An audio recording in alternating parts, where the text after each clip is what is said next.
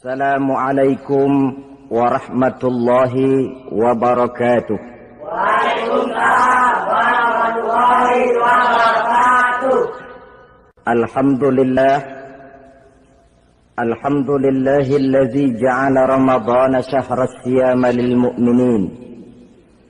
Wassalatu wassalamu ala asyrafil anbiya'i wal mursalin sayyidina wa maulana Muhammadin wa ala alihi wa ashabihil mujahidin at-tahirin, amma ba'du. Ma'asyiral muslimin rahimakumullah. Dari jumlah 12 bulan yang ada dalam agama kita, yang dihitung sejak Muharram sampai dengan bulan Zulqa'dah, maka Ramadan mendapat gelar Sayyidus Syuhur. Sayyidus Syuhur artinya raja, penghulu atau tuan dari seluruh bulan. Apa sebabnya maka Ramadan ini dinamakan Sayyidus Syuhur? Sebab yang pertama, Ramadan dipilih oleh Allah menjadi bulan tempat di mana pertama kali diturunkan ayat-ayat suci Al-Quranul Karim. Allah tidak memilih Rabiul Awal, tidak Rajab, tidak pula Sya'ban misalnya, tetapi dipilihnya Ramadan untuk menjadi bulan di mana diturunkan ayat-ayat suci Al-Quranul Karim. Seperti yang dijelaskan dalam surah Al-Baqarah ayat 185, A'udzu billahi minasyaitonir rajim. Syahrul Ramadan allazi unzila fihi al-Qur'an hudan linnasi wa bayyinatin minal huda wal furqan. Bulan Ramadan, bulan di mana diturunkan di dalamnya Al-Qur'anul Karim yang merupakan petunjuk dan jalan menuju petunjuk bagi orang-orang yang beriman. Oleh sebab itu, salah satu bentuk ibadah yang sangat dianjurkan di bulan Ramadan diantaranya ialah memperbanyak membaca ayat-ayat suci Al-Quranul Karim. Yang kedua, Ramadan disebut Sayyidus Syuhur karena di dalamnya ada satu malam yang bobotnya khairun min alfi syahr. Satu malam tetapi lebih baik daripada 1000 bulan. Itu dinamakan dengan Lailatul Qadar. 1000 bulan kira-kira 83 tahun. Nilai ibadah di malam itu lebih baik daripada nilai ibadah 83 tahun. Padahal umur orang sekarang kan jarang yang sampai 83 tahun. Bagaimana ini harus kita pahami? Ma'asyiral muslimin, sejak kita akil balik sampai kepada usia kita yang sekarang ini, kalau kita mau jujur bercermin, rasanya kita harus mengakui banyak dosa dan kesalahan yang pernah kita kerjakan. Kalau kita berbuat dosa selama 40 tahun, kemudian kita bertaubat 20 tahun lamanya, kalau menurut rumus dagang, ini kan belum tertutup. Dosa 40 tahun ditebus dengan taubat 20 tahun. Tapi haruskah dosa tidak terampuni? Allah Subhanahu wa ta'ala Maha Penyayang. Disediakannya malam-malam yang istimewa, yang punya nilai khusus. Seolah-olah Allah berkata, hai manusia, kau tidak perlu putus asa. Bagaimanapun banyak dosa kau lakukan, bagaimanapun banyak kesalahan kau kerjakan, nih, aku sediakan satu malam khairun min alfi syahrin. Lebih baik daripada 1000 bulan yang disebut dengan Lailatul Qadar. Kapan sih Lailatul Qadar itu? Menurut Al-Imamul Ghazali, Lailatul Qadar itu adanya pada 10 hari yang akhir di bulan Ramadan, terutama pada malam-malam ganjil. Malam 21, 23, 25, 27, dan 29. Tapi orang yang ingin menemukan Lailatul Qadar, dia harus sudah berjaga sejak awal Ramadan. Jadi nggak boleh pakai ilmu ngincer. Tahu ilmu ngincer? Tanggal 20 Ramadan nggak terawih, 21 terawih, 22 perek lagi, 23 masuk lagi, 24 nggak ke masjid. Temennya tanya, kenapa nggak ke masjid? Ini kan bukan malam ganjil, nggak turun Lailatul Qadar. Saya kira yang kayak begini dapatnya bukan Lailatul Qadar, boleh jadi Lailatul Qadar. Orang yang ingin menemukan Lailatul Qadar itu, dia harus berjaga-jaga sejak awal Ramadan. Inilah di antara tugas kita, memanfaatkan waktu-waktu yang punya nilai istimewa. Itu ada dalam agama. Dalam setiap minggu ada hari istimewa. Dalam setiap hari ada jam-jam istimewa. Dalam setiap tahun ada bulan istimewa. Coba, dalam setiap minggu ada hari istimewa, hari Jumat. Dalam setiap hari ada jam-jam istimewa, sepertiga malam yang terakhir. Antara jam 2 sampai menjelang fajar di kala subuh, itu saat-saat istimewa. Di samping saat istimewa, Allah pun menyediakan tempat-tempat yang istimewa. Sholat di Masjidil Haram, pahalanya 100.000 kali ketimbang sholat di masjid-masjid lain. Begitu di Masjid Nabawi misalnya, ini tempat yang istimewa. Lailatul Qadar waktu yang istimewa yang diberikan kepada kita untuk kita manfaatkan dengan sebaik-baiknya. Toh dalam kehidupan bernegara saja misalnya, kan pada setiap tanggal 17 Agustus itu presiden memberikan grasi ampunan kepada para entah itu tahanan politik dan sebagainya. Ada yang mendapat potongan tahanan, waktu-waktu yang istimewa. Inilah sebab kedua, kenapa Ramadan dinamakan Sayyidus Syuhur. Sebab yang ketiga, Ramadan disebut Sayyidus Syuhur karena di dalamnya nilai kebajikan berlipat ganda adanya. Satu hadis menjelaskan, "Lau ta'lamu ummati ma fi Ramadan, latamannau an takuna as-sanatu kullaha Ramadan." Andai kata umatku tahu keistimewaan apa yang ada di dalam bulan suci Ramadan, niscaya mereka ingin agar sepanjang tahun isinya Ramadan saja. Apa sebabnya?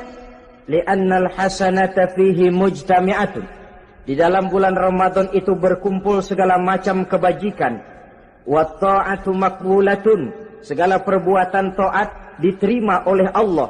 Wa da'awati mustajabatun. Segala macam doa dan permohonan dikabulkan oleh Allah. Wa dzunuba maghfuratun. Dan segala macam dosa diampuni oleh Allah Subhanahu wa ta'ala. Berlipat gandanya nilai kebajikan yang kita kerjakan di bulan suci Ramadan.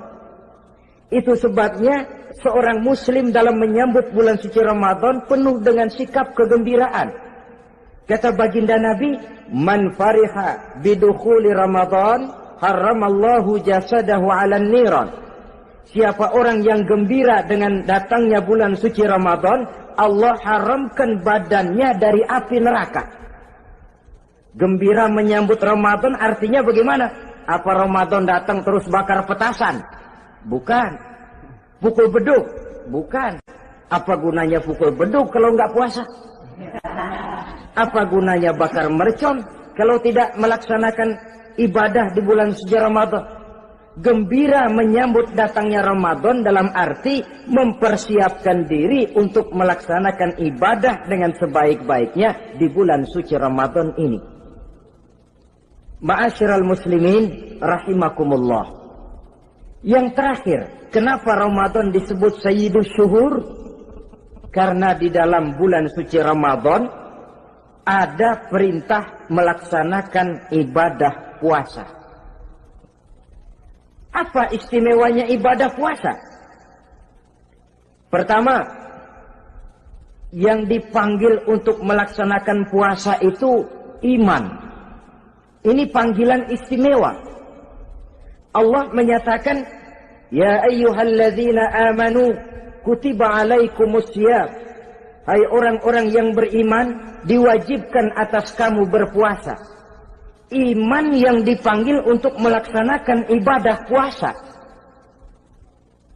Contoh, satu hari di depan rumah kita lewat tukang pepaya, tukang duku, tukang duren. Kita panggil satu tukang pepaya. Bang, pepaya, berhenti dulu sebentar. Kira-kira yang merasa tukang pepaya berhenti enggak? Berhenti. Ini tukang duku sama tukang duren berhenti enggak? Tidak. Tentu tidak berhenti karena tidak dipanggil. Ini Ramadan yang dipanggil orang-orang beriman. Hai orang-orang yang beriman, berhenti dulu sebentar. Berhenti apa? Berhenti makan di waktu siang, berhenti minum di waktu siang. Yang merasa beriman, berhenti. Yang tidak beriman, langsung. Biar Ramadan siang-siang makan jalan terus, ngerokok, ngelepus terus. Kenapa? Tidak beriman, tidak merasa terpanggil oleh ayat tadi. Sekarang tukang pepaya lewat di depan rumah. Kita panggil, bang pepaya berhenti dulu. Dia dengar tapi nggak mau berhenti. Apa kita bilang? Kang pepaya budak. Dipanggil nggak mau berhenti. Ini ada orang ngaku beriman kepada Allah. Ramadan dipanggil disuruh berhenti makan siang, nggak berhenti juga. Mukmin budak. Disuruh berhenti minum di waktu siang, nggak berhenti juga. Mukmin budak. Ini istimewanya puasa. Panggilan difokuskan kepada iman. Hai orang-orang yang beriman. Allah tidak bilang hai orang-orang yang sudah masuk Islam. Tidak.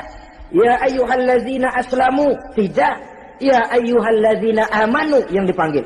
Hai orang-orang yang beriman.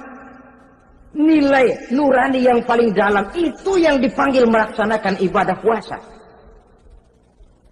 Lalu orang beriman yang bagaimana yang wajib puasa? Pertama dia sudah balik. Yang kedua berakal sehat. Yang ketiga dia mampu berpuasa. Orang beriman macam ini balik, berakal sehat, mampu melaksanakan puasa. Kalau cukup syarat ini dia wajib puasa. Kurang syarat tidak wajib puasa. Jadi kalau di bulan Ramadan ada teman kita tidak puasa, jangan heran barangkali syaratnya kurang. Cukup dalam hati saja, ini orang kurang syarat. Makanya nggak puasa. Pak, itu teman saya kok nggak puasa? Nggak puasa, nggak puasa. Dia bukan orang beriman kali ah. Orang yang tidak beriman itu tidak wajib puasa. Beriman kok Pak? Iman, iman. Tapi nggak puasa, nggak puasa. Belum balik kali ah. Belum balik, cuma badan doang gede. Bongsor kali itu. Belum balik. Sudah kok Pak, sudah balik. Sudah balik, sudah. Tapi nggak puasa, enggak. Gila kali dia ah. Gila kali sebab orang yang tidak berakal itu tidak wajib puasa. Waras Pak, dia tidak gila, tidak gila. Tidak. Barangkali dia tidak mampu melaksanakan puasa karena terkena uzur syar'i. Ini keistimewaan puasa yang pertama yang dipanggil melaksanakannya iman. Keistimewaan yang kedua, oleh karena yang dipanggil iman, maka puasa dinamakan ibadah sirriyah. Ibadah rahasia. Kalau kita sembahyang, orang lihat kan? Lihat enggak? Lihat. Kita bayar zakat, orang tahu. Kita pergi haji, apalagi pergi haji, sekampung nganterin. Tapi kita puasa atau tidak puasa, yang tahu kan cuma kita dan Allah saja. Pura-pura sedekah, nggak bisa. Pura-pura sholat, ketahuan. Gerakannya mesti canggung.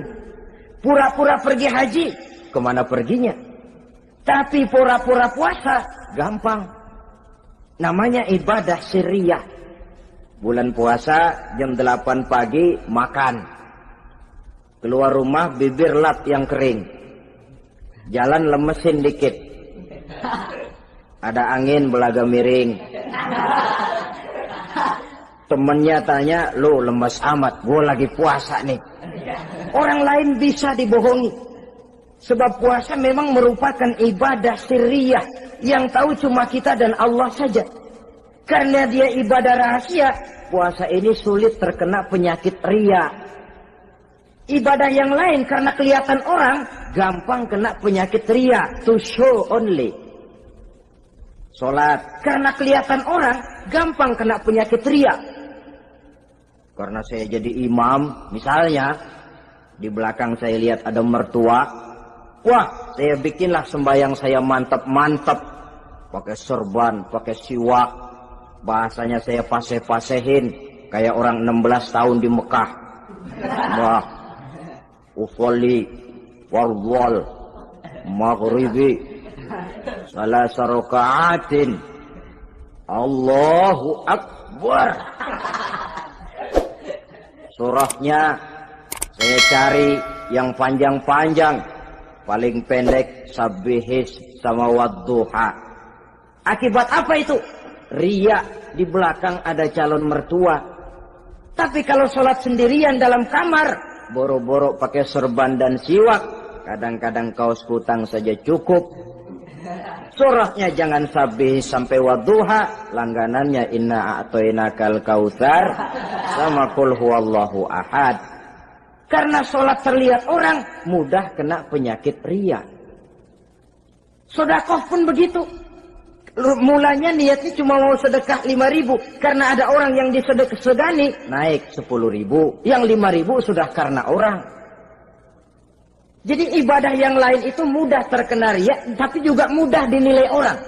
Kita bisa saja bilang, itu orang sholatnya khusyuk ya. Kenapa? Kelihatan dari gerakannya. Itu orang hajinya mabrur ya. Kenapa? Kelihatan dari tingkah lakunya setelah pulang haji.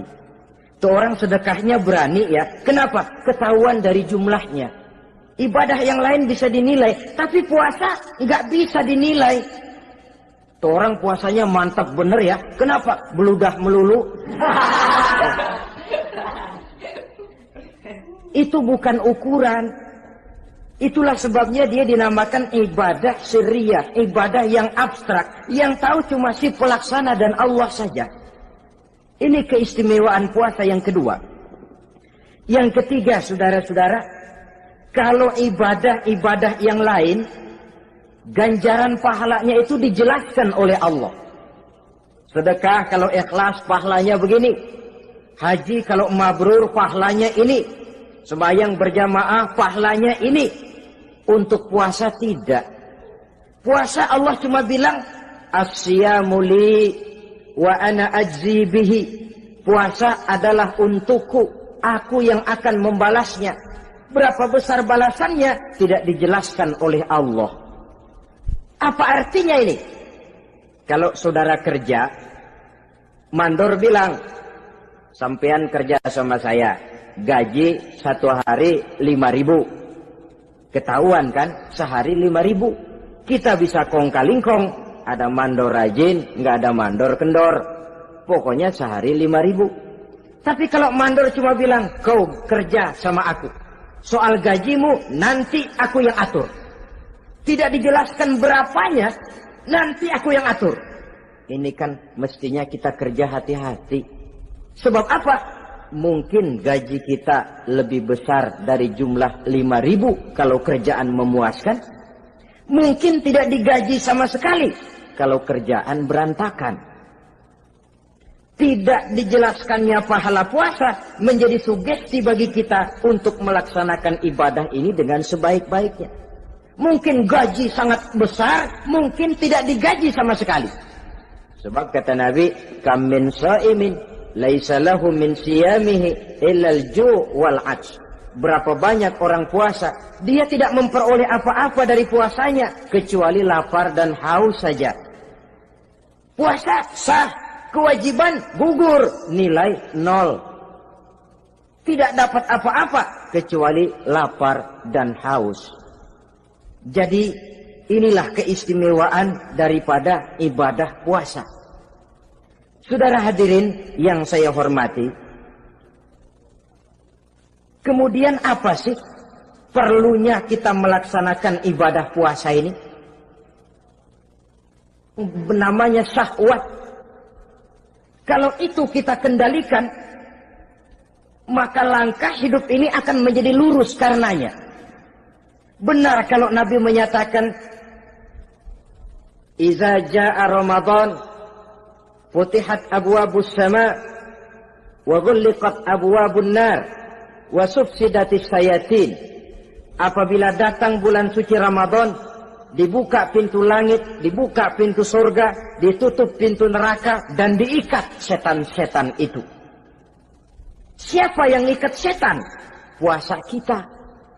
Dengan puasa kita mengendalikan nafsu. Kalau nafsu kita kendalikan, setan nggak berkutik. Jadi yang mengendalikan nafsu itu nilai puasa. Nafsu terkendali, setan terikat. Kalau puasa, kalau nggak puasa, setannya ngebludak. Jadi jangan digambarkan, wah kalau bulan puasa setan dirantai. Rantainya kayak apa? Yang rantai siapa? Arti setan diikat di sini ialah nafsu dikendalikan. Dengan apa? Mengatur makan dan minum. Puasa kan sebenarnya logikanya mengatur perpindahan waktu makan dan minum saja. Apabila perut besar ini teratur demikian rupa, syahwat tidak menggelegak, dia terkendali. Dengan hidup pandai mengendalikan nafsu, iblis tidak berdaya dan tidak berkutik. Ma'asyiral muslimin rahimakumullah, Nabi bersabda, "La yu'minu ahadukum hatta takuna hawahu taba'an lima ji'tu bih." Belum sempurna iman kamu kalau nafsumu belum ikut apa yang aku bawa. Yang dibawa Nabi tidak lain daripada syariat, termasuk di dalamnya pelaksanaan ibadah puasa. Karena itu saya pesan kepada seluruhnya, jangan kalau puasa kayak orang ngancem. Siang bisa mengendalikan nafsu, tapi begitu maghrib berbunyi, nafsu sudah tidak terkendalikan lagi. Itu namanya puasa orang ngancem. Kayaknya, biarin siang gua tahan, ntar lo maghrib. Begitu maghrib berbunyi, sudah macam bendungan pecah. Semua isi meja pindah ke perut. Akhirnya, kalau siang dia setengah mati kelaparan, habis buka setengah mati kekenyangan. Dua-duanya jelek. Kalau sudah kekenyangan, yang enak kan ngukur balik. Tidur.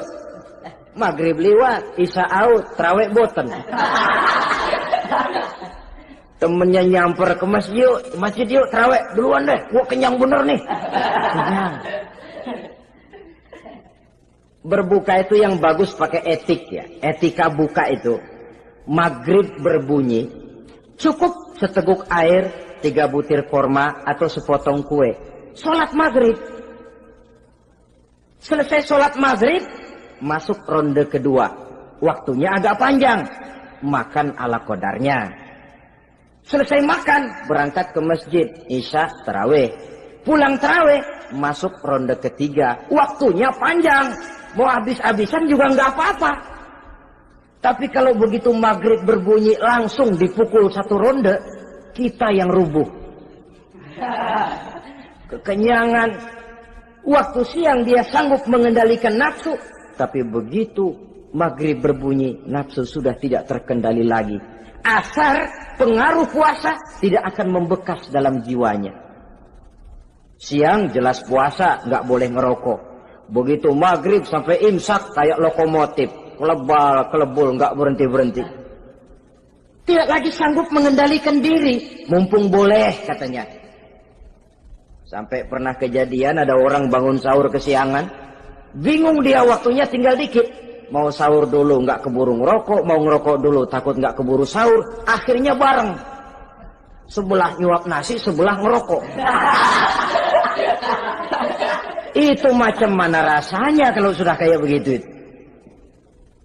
Padahal pengaruh daripada melaksanakan puasa akan terlihat dari sejauh mana seseorang dalam hidup mampu mengendalikan nafsu. Bukan pada waktu memang dilarang, tapi pada waktu diizinkan. Di situ yang paling kelihatan. Kalau waktu siang saudara mampu mengendalikan nafsu, itu jelas saja memang seharusnya orang puasa. malam dalam keadaan makan boleh, minum boleh, masih mampu mengendalikan nafsu, dalam arti makan dan minum pada batas yang wajar saja. Itulah yang dikehendaki dari melaksanakan ibadah puasa. Sehingga ibadah itu membekas dan ikut membentuk kepribadian orang. Sekali lagi, jangan cuma waktu siang saja bisa mengendalikan nafsu. Di waktu malam pun dalam kondisi yang memang dihalalkan, kita juga hendaknya mampu mengendalikan nafsu. Jadi inilah perlunya puasa yang pertama, supaya kita bisa mengendalikan nafsu. Yang kedua, puasa itu melatih kita hidup sederhana. Orang sufi mengajarkan, orang yang paling kaya ini sebenarnya orang yang hidupnya paling cukup. Sedangkan orang miskin adalah orang yang kebutuhannya kelewat banyak. Maka yang paling kaya, bahkan yang maha kaya, itu sebenarnya cuma Allah. Sebab apa? Dia nggak perlu apa-apa. Makin banyak keperluan kita, makin miskin kita. Coba orang puasa lihat. Kalau sudah jam 2, jam 3, itulah barangkali memang termasuk godaannya dalam melaksanakan ibadah puasa. Kalau jam 1 siang, jam 2 siang, jangankan makanan enak, nangka busuk kita lihat legit. Barangkali cobaan di dalam melaksanakan ibadah puasa. Tapi kalau sudah maghrib berbunyi, berbuka kita kena seteguk air, sepotong roti, 3 butir korma, kenyang rasanya. Kemana keinginan yang tadi begitu menggebu-gebu? Oh, bisikan nafsu rupanya itu. Makin dalam kita merenung, makin sampai kita kepada bentuk kesederhanaan di dalam hidup ini. Puasa membentuk pribadi seorang muslim untuk jauh daripada sifat tamak bin rakus alias rakah. Tamak itu berasal dari kalimat toma dalam bahasa Arab yang sifatnya sudah terukir dari hurufnya. Huruf to, tengahnya bolong. Huruf mim, tengahnya bolong. Huruf ain, mulutnya mangap, perutnya gede. Jadi orang tamak macam itulah. Apapun yang diberikan Allah tidak pernah ada cukupnya dan tidak pernah ada syukurnya. Sehingga Nabi menjelaskan, lau anna libni Adam wadiyani min zahabin labtagha lahuma thalisan wala yamla'u jawfa ibn Adam illa turab. Andai kata manusia mempunyai 2 buah ladang yang seluruhnya emas, tidak usah kepalang tanggung, ladang emas, 2 ladang semuanya ladang emas, dia tidak akan puas, dia akan mencari lagi ladang yang ketiga. Wala yamla'u jawfa ibn Adam illa turab. Mulut manusia ini memang tidak akan pernah penuh kecuali kalau sudah diisi dengan tanah. Kapan diisi dengan tanah? Kalau sudah menghadap ke arah kiblat di liang lahat, nah itu baru mulut udah nggak ngerawil, diam, tenang, kalem, diisi dengan tanah. Dengan demikian kita lihat bahwa puasa makin kita hayati, makin dekat kita kepada kesederhanaan di dalam kehidupan ini. Islam tidak melarang orang untuk kaya, untuk punya harta. Yang dilarang ialah sifat rakus, serakah, dan tamak. Karena ini akan membuat orang melakukan segala macam cara, ingkar kepada nikmat Allah, tidak pandai bersyukur, pandangan matanya selalu diarahkan ke atas. Dikala hidupnya sudah serba cukup, dia masih merasa kurang. Sebab itu dia selalu kurang. Dia sudah kaya tapi masih merasa miskin saja, maka hidupnya pun miskin terus. Saudara-saudara ma'asyiral muslimin, ini hikmah yang kedua kenapa kita perlu puasa. Yang ketiga, puasa itu melatih kita cinta kepada fakir miskin, orang-orang yang tidak mampu, yang memerlukan pertolongan. Bagaimana caranya? Dunia pendidikan berkata bahwa pendidikan akan lebih berhasil kalau bersifat audiovisual. Mengajar anak berenang, bawa ke kolam.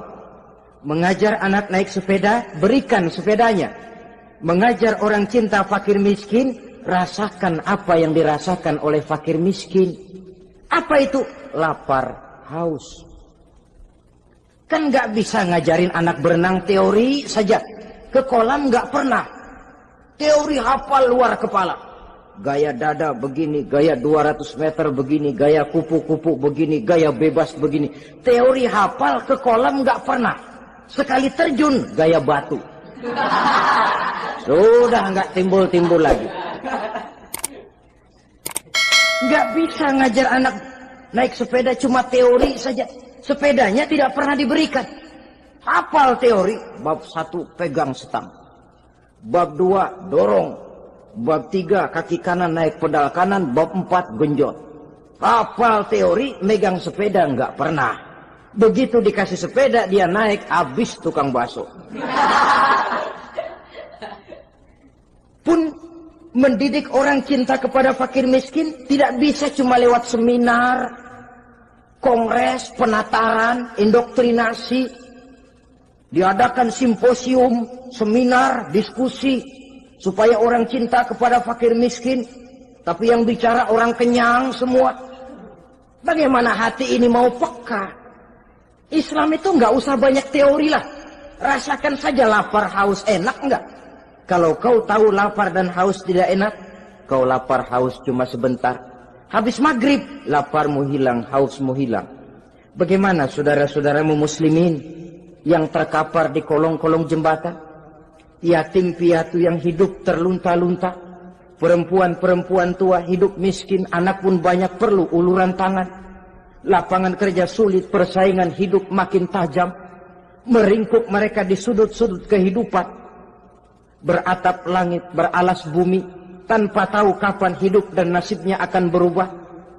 Di situ pekalah hati untuk hidup tidak cuma buat kepentingan diri dan perut sendiri saja, tapi mampu memberikan pertolongan sesuai dengan kemampuan kepada mereka yang memang memerlukan. Sebuah hadis menyatakan, irhamu ahlal ardi yarhamkum man fis sama. Sayangilah apa yang ada di permukaan bumi, nanti yang di langit akan sayang kepadamu. Si kaya sayang kepada yang miskin lalu menolongnya. Yang alim sayang kepada yang awam lalu membimbingnya. Yang pemimpin sayang kepada rakyat lalu melindunginya. Yang di langit akan sayang kepada kita, akan turun rahmah berlimpah, akan tercipta keberkahan dan ketenangan dalam hidup. Tapi kalau sebaliknya, yang kaya malah nyantap yang miskin, yang pemimpin malah menggilas yang rakyat, yang alim malah membodoh-bodohi orang yang memang sudah bodoh, akan terwujudlah malapetaka. Bukan rahmah yang turun dari langit, tapi azab akan menimpa kita semua. Orang yang menghayati lapar, menghayati haus, akan timbul kepekaan sosial. Hidup tidak cuma untuk diri sendiri saja, tapi mampu melihat lingkungannya. Yang keempat, kita perlu puasa untuk menumbuhkan sifat jujur dan disiplin. Coba lihat, kalau tengah hari bulan puasa, andai kata saudara masuk ke dalam kamar seorang diri, saudara kunci dari luar, lalu saudara makan, tidak seorang pun tahu. Tapi kenapa itu tidak kita lakukan? Ada semacam perasaan malu. Malu kepada Allah. Iya, orang lain tidak tahu. Iya, manusia bisa saya bohongi, tapi Allah.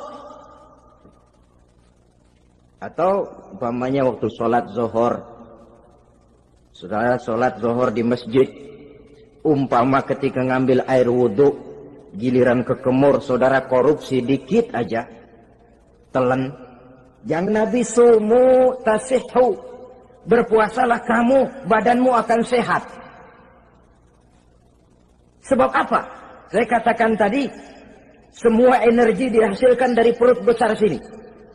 Itu makanan yang kita makan, mulai dari keju sampai singkong, mulai dari hamburger sampai combro, masuk perut besar, digiling, lalu ditransfer ke seluruh tubuh oleh perut besar ini. Mekanisme kerjanya persis pabrik besar yang kalau kita hayati, Allahu Akbar, Fatabarakallah ahsanul khaliqin. Ini tangan supaya kuat kerja perlu vitamin apa? Kirim ke tangan. Mata supaya awas perlu vitamin apa? Kirim ke mata. Bibir supaya nggak pecah perlu vitamin apa? Kirim ke bibir. Oleh perut besar ditransfer ke seluruh tubuh. Sisanya yang nggak perlu keluar jalan belakang.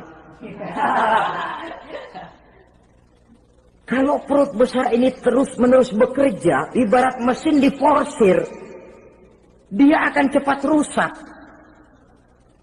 Maka datang bulan Ramadan, perut besar itu jangan terlalu diporsir, diberikan tenggang waktu istirahat, sehingga Nabi memberikan jaminan sumu tasihhu, berpuasalah kamu, pasti kamu akan sehat.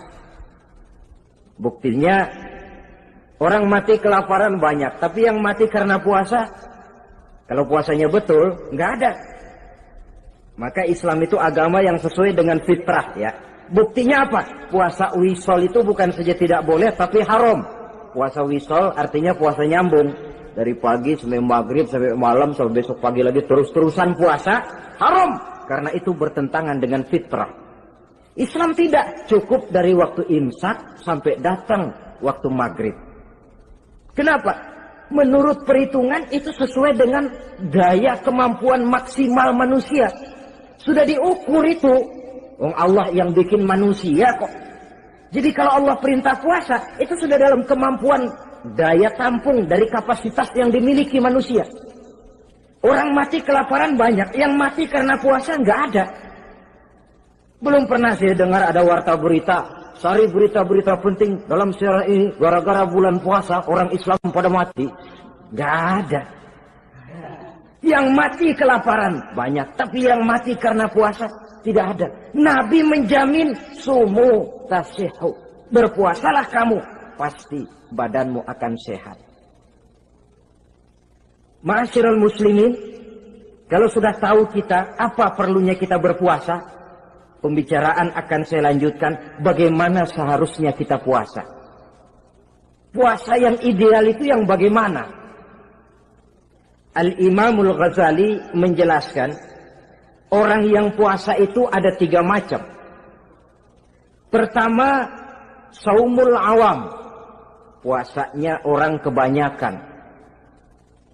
Orang macam ini merasa sudah puasa asal tidak makan, tidak minum, puasa sudah.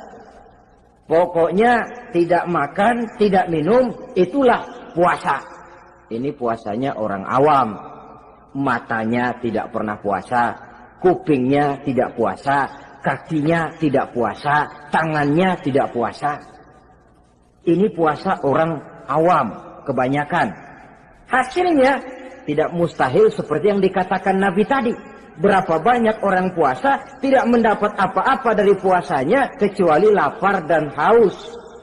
Puasa sah, kewajiban gugur, nilai 0. Kan rugi ibadah semacam itu. Sebab jangan lupa, yang membatalkan itu kan 2. Ada yang membatalkan pahala puasa, ada yang membatalkan puasa. Bedanya apa? Kalau puasa batal, pahala jelas batal. Tapi kalau pahala yang batal, puasanya mungkin sah. Kewajibannya gugur, tapi pahala tidak ada. Kalau yang membatalkan puasa sih umumnya kita bisa jaga itu. Sebab apa? Masalahnya konkret, kelihatan. Apa yang membatalkan puasa? Misalnya makan dan minum yang disengaja walaupun sedikit, batal. Sedikit tapi sengaja tidak mengenyangkan, batal. Mamanya pentol korek yang kecil itu. Sengaja telan waktu puasa, batal. Kan sedikit Pak, nggak kenyang kok. Sengaja itu yang bikin batal. Tapi kalau tidak sengaja seperti lupa, itu tidak batal. Misalnya hari pertama puasa, di sembahyang subuh tidur, bangun jam 8, lupa kebiasaan, langsung aja nyerbu ke dapur. Dapat sepiring setengah, ingat, astagfirullah, lagi puasa, betul. Setelah ingat bagaimana? Yang masih ada di mulut keluarkan, berkemur, lanjutkan puasanya, sah. Perkara sepiring setengah yang udah kadang masuk bagaimana Pak? Itu rezeki. Lawang orang lupa. Lupa itu kan jenis yang ma'fu anhu. Jenis yang dimaafkan. Makan dan minum yang disengaja walaupun sedikit. Batal. Batal puasanya. Apalagi muntah yang disengaja. Batal puasa itu. Ukuran sengaja kan kita tahu. Apalagi hilang akal. Seperti gila atau pingsan. Batal puasa. Apalagi hubungan suami istri di waktu siang secara sengaja. Batal. Kalau sengaja. Kalau nggak sengaja, enggak. Namanya nggak sengaja. Umpamanya, saya nggak sengaja Pak, tahu-tahu udah nyampe situ, gimana?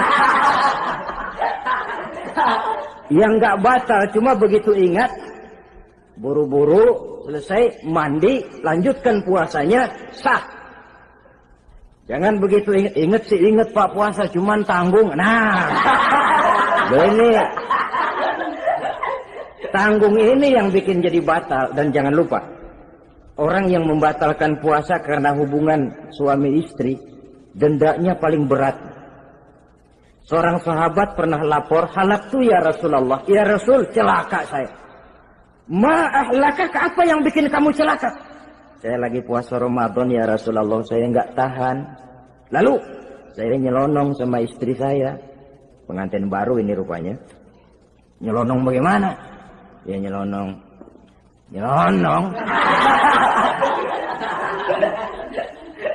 Melanggar dia, tapi jujur. Lapor. Kata Rasul, ya sudah, bayar dendanya. Dendanya apa ya Rasulullah? Bebaskan budak. Aduh, saya nggak punya budak ya Rasulullah. Tidak punya? Tidak punya. Puasa 2 bulan berturut-turut. Tidak boleh diselang-seling. Syahraini mutatabi'aini. 2 bulan berturut-turut. Tidak boleh diselang-seling. Gimana? Sanggup puasa 2 bulan berturut-turut? Enggak kuat ya Rasulullah. Enggak kuat? Enggak kuat. Ramadan yang sebulan aja saya nyelonong. Apalagi 2 bulan. Kalau kau tidak kuat juga, beri makan 60 fakir miskin. 1 orang 1 mud. Ya Rasulullah. Apalagi? Jangan memberi makan 60 fakir miskin. Orang istri saya di rumah sehari masak 3 hari libur. Saya orang susah ya Rasulullah. Saya pikir lagian ya orang kebangetan juga. Udah melarat sama larangan berani. Rasul masuk ke dalam kamar, keluar kembali bawa sekeranjang kecil kurma. Kalau kau tidak punya apa-apa, bawa pulang nih. Sedekahkan kepada orang-orang miskin di kampungmu sebagai pembayar dendamu. Ya Rasulullah. Apalagi? Di kampung saya itu yang paling miskin saya. Waduh, rusak bener ini orang. Apa marah Rasul? Beliau malah senyum. Ya sudah, kalau memang yang paling miskin kamu, bawa pulang saja itu kurma, beri makan anak istrimu di rumah. Orang ini udah melanggar larangan, dapat kurma lagi. Yang kedua, watak hukum Islam itu elastis, fleksibel, tidak kaku. Tidak kalau sudah begitu ya mesti begitu, itu tidak. Yang sering kaku kan kitanya umat Islam di dalam memahami Islam. Saudara hadirin yang saya hormati, yang tidak boleh itu pun di waktu siang. Kalau malam sejak maghrib sampai sebelum imsak, pada awal perintah puasa tidak boleh. Tapi ternyata banyak juga yang nyerempet-nyerempet. Sampai Allah turunkan, uhilla lakum lailatas siyami arrafatsu ila nisaikum. Dihalalkan bagi kamu pada malam puasa bergaul dengan istrimu. Jadi barangkali di antara pendengar ini ada yang pengantin baru, tolong sabarlah di waktu siang. Tunggu maghrib berbunyi. Kalau sudah maghrib habis buka, mau buka lagi juga nggak apa-apa. Terserah saja. Ini yang membatalkan puasa. Yang kita sulit mengontrol, yang membatalkan pahalanya. Apa misalnya? Ngomong-ngomongin orang. Puasa. Ngomongin orang jalan terus. Itu ya tetangga kita. Kenapa emang? Oh, anu. Kita sih bukan ngomongin orang ini. Bukan ngomongin orang katanya. Ngomongin tuyul. Anu. Bohong. Orang puasa bohong, apa puasanya batal? Tidak. Puasanya sah. Yang batal mungkin pahalanya. Saudara-saudara, ma'asyiral muslimin rahimakumullah. Mata, terutama di kota-kota besar, menjaga mata ini. Kadang-kadang kita nggak pengen lihat, tapi kelihatan. Sebab itu memang yang tidak boleh ngeliatin. Kalau kelihatan, lain. Kelihatan itu kan rezeki. Orang kita nggak mau tapi kelihatan. Yang kelihatan itu sebentar. Kata Imam Ali, nazaratul ula laka wasaniyatu alaika. Pandangan pertama untukmu, yang kedua atasmu. Jadi begitu kelihatan, ya sudah. Jangan kelihatan tapi manteng aja enggak mau. Jadi mantengnya ini yang jadi urusan. Saudara hadirin yang saya hormati, dengan kata lain, berusahalah kita untuk puasa zahir batin. Itu yang pertama tadi. Puasa tingkatnya orang saumul awam disebut. Tingkat yang kedua, saumul khawas. Puasanya orang khusus. Bagaimana ini? Di samping tidak makan dan tidak minum, panca inderanya sudah ikut puasa. Matanya puasa. Kupingnya puasa. Asal ada diajak ngomong-ngomongin orang, maaf ya, kuping saya lagi puasa. Kakinya puasa, diajak jalan ke tempat yang tidak baik, dia bilang, maaf saja, kaki saya lagi puasa. Diajak nyolong, maaf, tangan saya lagi puasa. Tidak cuma sekedar tidak makan dan tidak minum, panca inderanya sudah ikut puasa. Sekurang-kurangnya, seperti inilah puasa kita. Zahir, batin.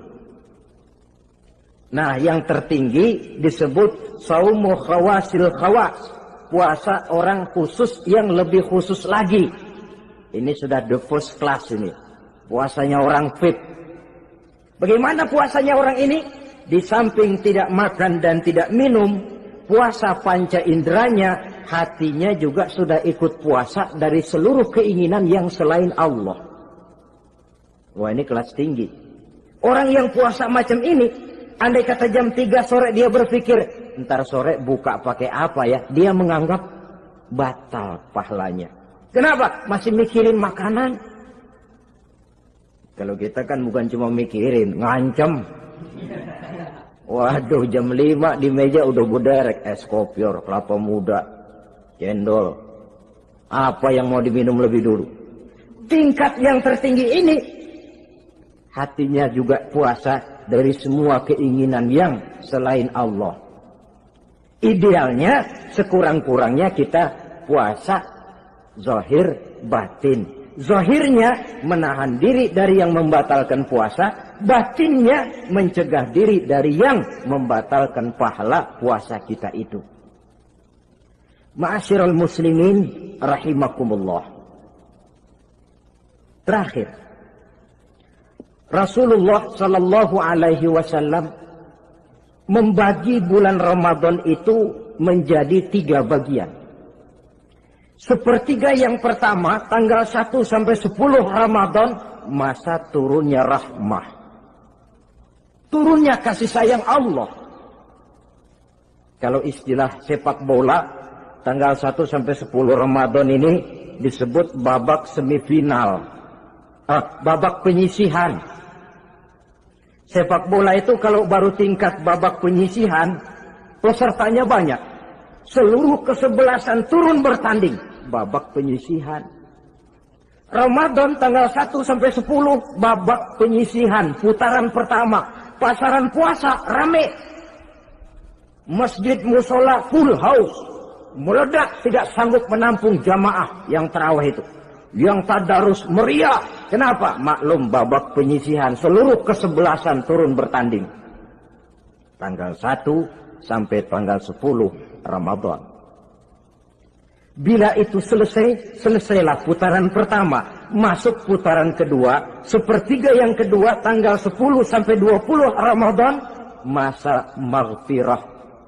Masa turunnya ampunan dari Allah. Masuk babak semifinal. Sepak bola itu kalau sudah babak semifinal, itu kan sudah banyak kesebelasan yang masuk kotak. Maka 10 Ramadan ke atas, pasaran puasa mulai menurun. Yang enggak puasa mulai nekat. Yang tadarus sudah mulai sayup-sayup sampai. Sementara barisan orang sembahyang tarawih di masjid mulai mengalami kemajuan dengan pesatnya. Barisannya makin maju ke depan. Maklum, tidak semua kesebelasan tangguh. Ada yang sejak bertanding sudah berhitung. Kita sih bakalan kalah jelas, yang penting main aja dulu dah. Ada yang rajin ke masjid, motifnya lain, ada. Karena ikut-ikutan teman, karena malu sama mertua, rajin terawih. Karena nganterin, rajin terawih. Bayangnya paling belakang berdua lagi. Malah ngeledek begitu imam waladolin, dia di belakang nyaut asik.